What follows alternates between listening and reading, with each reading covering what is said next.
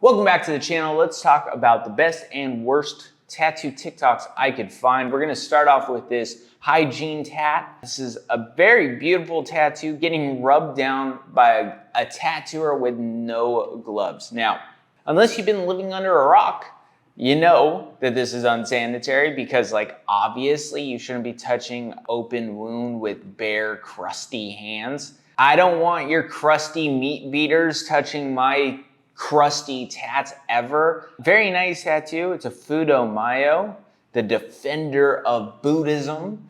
Very beautiful, nice, it's gonna be cool. Just put on some damn gloves. I think we all understand that, right? I don't have to keep saying you need to wear gloves. This has been a sanitary practice since I think 1972, but yeah, just foul. We're gonna look at this beautiful tattoo. What are some of the comments? Tattoo looks cool, put on some gloves, big dog, gloves, lots of glove gifs. And I think that's where we are going to leave it. If nice line work, better cross-contamination, yeah, just bad etiquette. On to the next. Here's my big idea. I believe that tattoos can give you superpowers. My 14-year-old tattoo and Utzi's 5,300-year-old tattoos are made of the same exact stuff, soot. So in over 5,000 years, we've done very little to update tattoo technology. Okay, so I am going to obviously critique this guy. I think he's a jabroni, and I think that in tattooing, we often get these strings of people who have nothing to do with tattooing, who believe that they could change tattooing for the better, which really just means that they're trying to monetize a different part of tattooing in a different kind of way, and they claim that it's this new revelation in tattooing, and obviously this is dumb. The point he's making, that soot, which is just carbon, has been tattoo ink for the last, 10,000 years, really says more about how solid the product has always been. And maybe changing it doesn't make any sense. It's kind of like, hey, oxygen has been really good for breathing. Maybe we should change it and do hydrogen instead. It's like that type of dumbness, you know? But let's keep listening to this Zaboni. Sorry, you've got a lisp. I'm sorry. I'm making fun of his lisp. His lisp.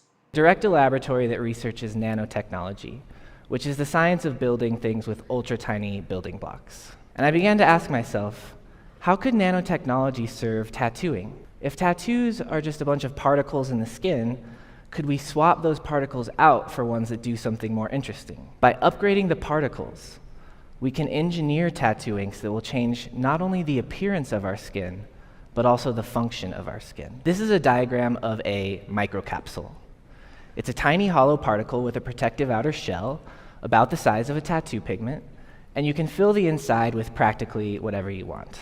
So what if we put interesting materials inside of these microcapsules and made tattoo inks with them? What sorts of things could we make a tattoo do? In the future, obviously, this is, a leap to this miracle ink tattoo stuff. I've seen this a bunch of times. And honestly, it's just infuriating as a tattooer that these people come into a business and they're like, we can change it.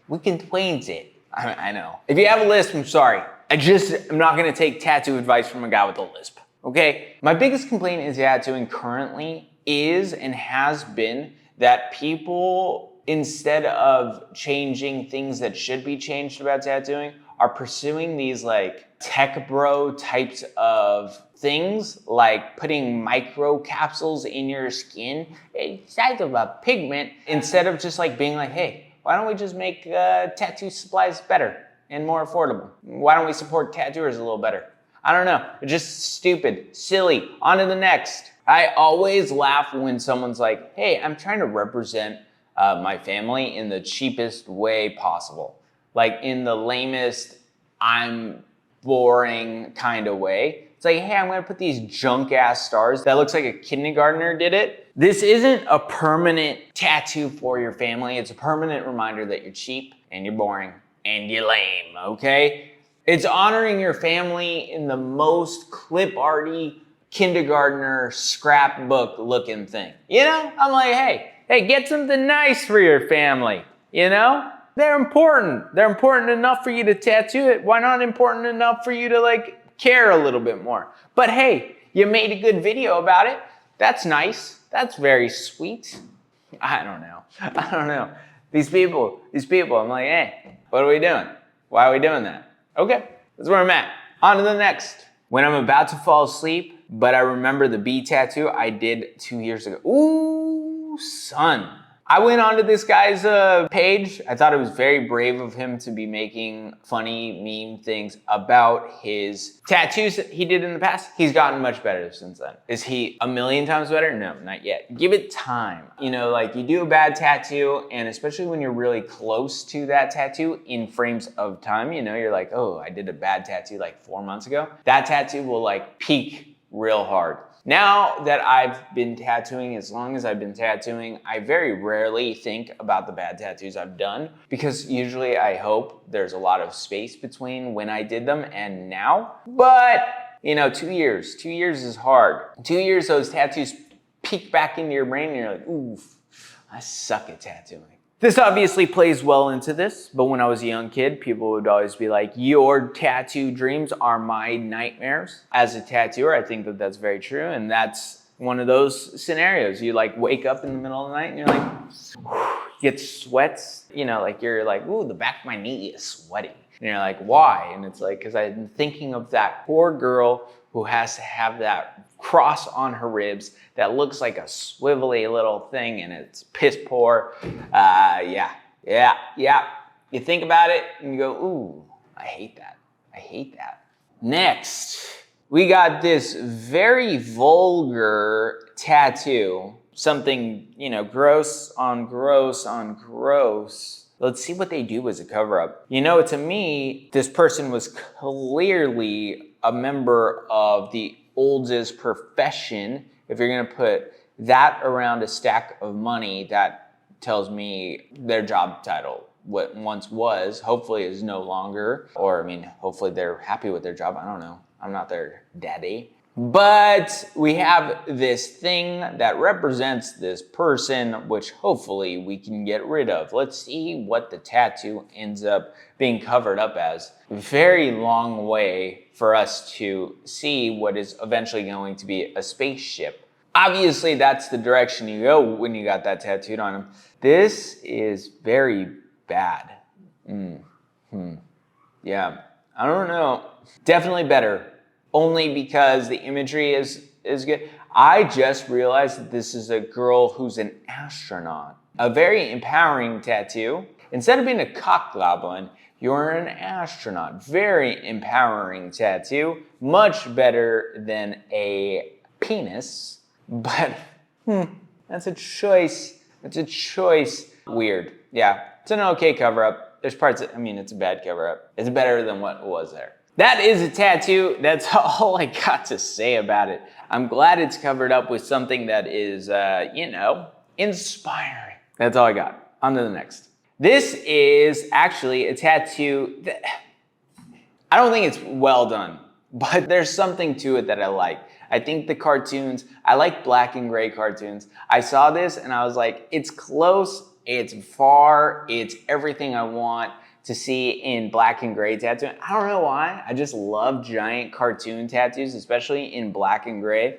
I'm not gonna get them anytime soon. And I think that this is just missing the mark by a little bit. It's not very clean and there's not a lot of separation between the darks and the grays.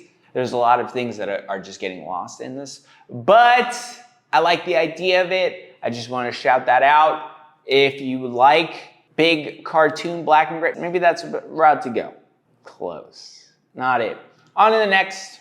4 tattoos I did last night in Portland. Now, I don't know much about Portland. I've been there. I know Scratcher Haven, right? There's some of these places like London. London has scratchers. New York has scratchers. Portland has scratchers. San Francisco has scratchers. Pretty much any main city hub where they're very accepting of people, they tend to have scratchers as part of the culture. We're gonna look at these tattoos. Style-wise, very scratchery until you get to this one. where I thought that this Charizard Pokemon tattoo, this very normal tattoo, super normal. You'd be like, oh, that's kind of a walk-in tattoo. And then you see how piss poor it's tattooed, and it gives you a chance to be like, look, these people are just bad at tattooing. For instance, if this was tattooed out of my shop, I'd be like,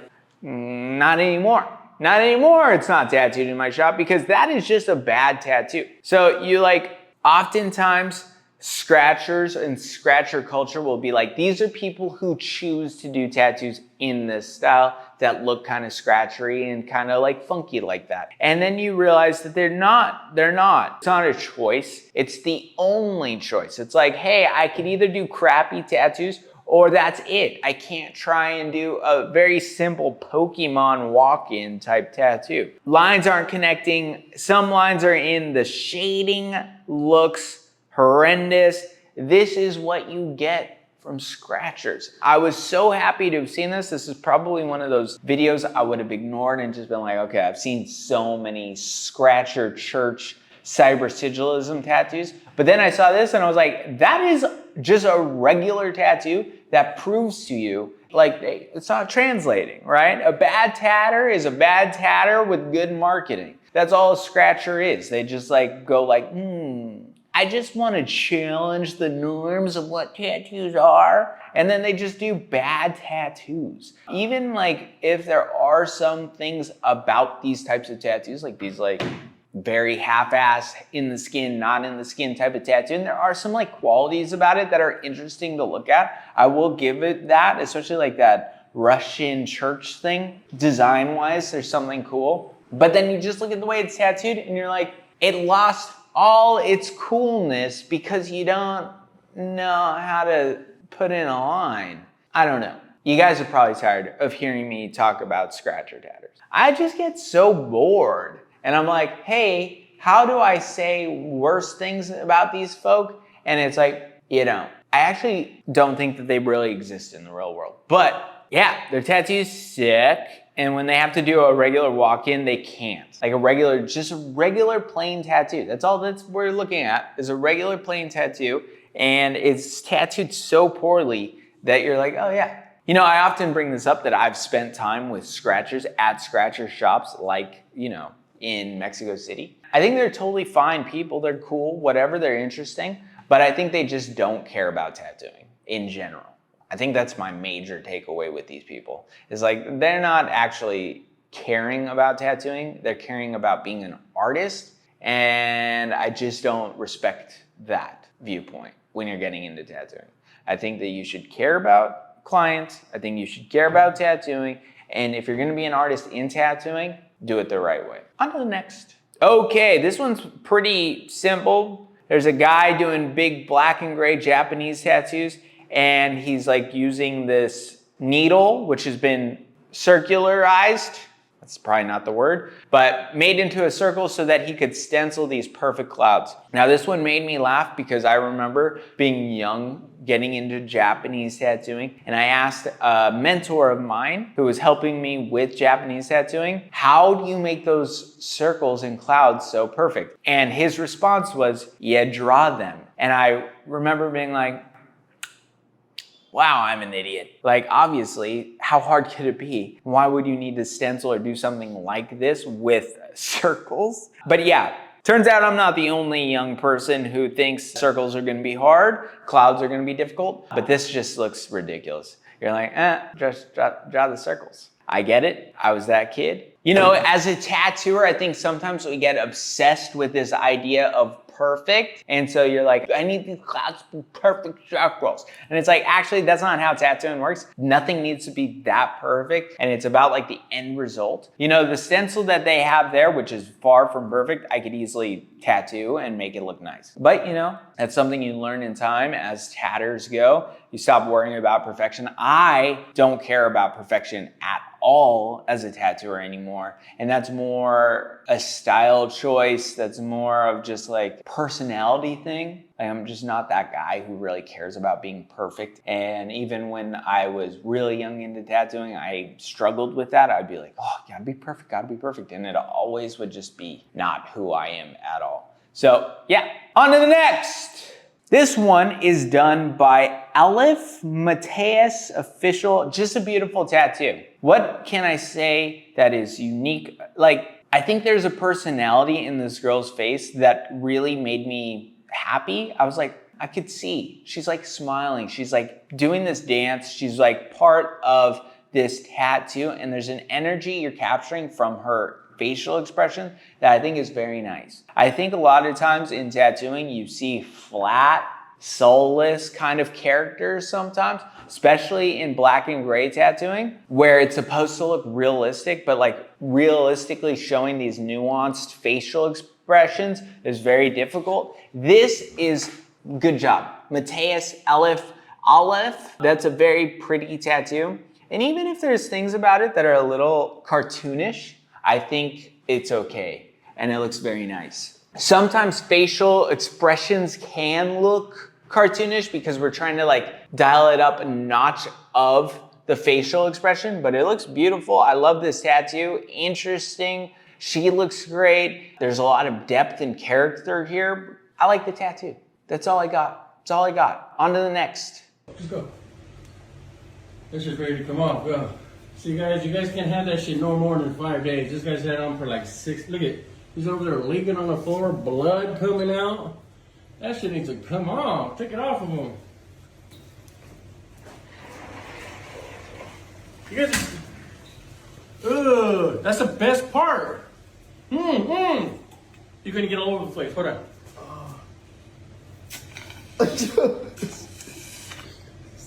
Oh yeah, go ahead. Damn. It's very clearly a skit. This one made me laugh. I was like, dang, dude, that's a bloody, gross mess. That Sanoderm looks disgusting. I believe it's Coca-Cola. I believe it's Coca-Cola. If that one got you, it got me. I was a little sick to my stomach, then I quickly realized, no. Obviously, you could tell that that was an already healed tattoo. It just made me laugh. That's all. There's nothing else to it. I hope you enjoyed that one. What's the thought process behind this, and did it hurt? So it was like the voices in my head, but like they're cooler than yours. So like they just told me to do it, and I was like, yes, God. Didn't really hurt. Like this wasn't bad. This maybe like by the 5th hour was kind of bad, but it wasn't as bad as like this. This was like, I was like crying getting this, bro. It was like. I thought they were just Actually, fake. no, this is kind of cool. Thank you. Wow, that looks bad. That looks bad. That looks awful.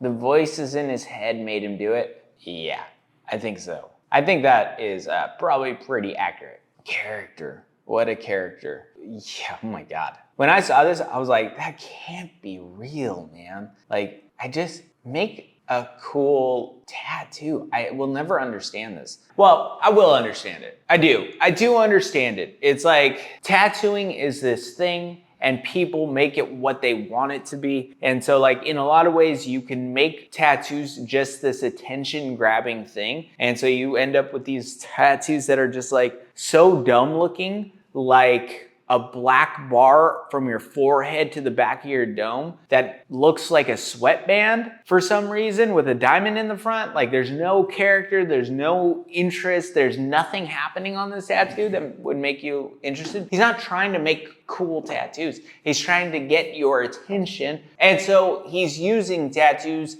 to get the attention he desires. It's never how I think tattooing should be done. Having said that, I understand that tattoos are attention grabbing in nature, but you should still try your best not to just get tattoos for attention because you end up with dog shit on your face and hands and neck. You should really be trying to learn about tattooing and be like, what actually makes tattooing look cool? Instead of just this like, why am I even trying to justify this dumb thought process? You're like, he's dumb. He's dumb, and he's clearly hearing voices in his head. On to the next and last thing I got for you.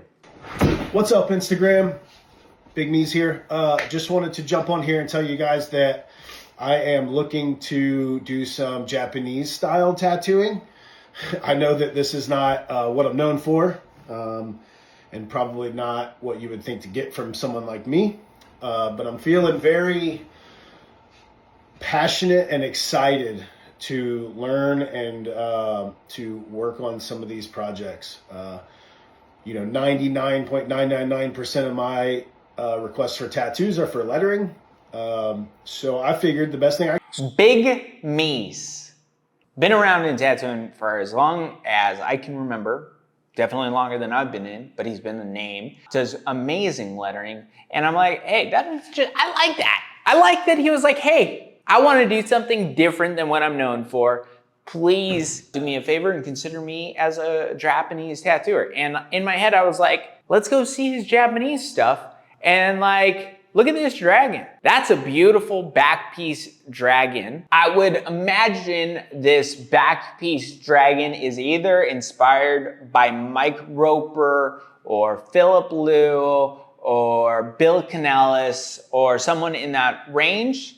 Beautiful. It looks like it's gonna be rad. Look at that neck banger of an Oni. Beautiful. Look at that Japanese fine line black and gray Japanese headpiece dragon. Beautiful, beautiful. Look at this. What's really inspiring to me as a tattooer, Big Meese is not only amazing at his lettering, which I don't even feel the need to show, because if you can tell, this guy's clearly extremely talented at everything he touches. That's what's so inspiring as a tattooer. Japanese, black and gray, traditional. Whatever this dude touches, he knows how to tattoo it extremely well. Personally, I find that very inspiring. Like, to me, is what makes a great tattooer a great tattooer, and something you don't see at all anymore these days. And like, this guy's like, hey, I know you know me for all these other things, but I could do great Japanese, and clearly he can. So yeah, if you're from Ohio, I think Big Meese is an Ohio tatter. Dayton, Ohio. If you're in Ohio and you want Japanese, you found the guy. This is the type of thing that, like, he's telling you, I feel inspired by this right now. Let's do some of this. That's when you want to go to this guy. You're like, oh yeah, he's inspired. He's gonna do great work because he's like on the tip of his head. On the tip of his head. Okay? Other than that, I'll see you in a few days. I also like doing big Japanese tattoos. If you want to do a back piece, fly out, come see me. I got one appointment every week. It's from 11 to 3 every Monday. That's the only appointment I got for you. I appreciate you. I'll see you in a few days. Bye.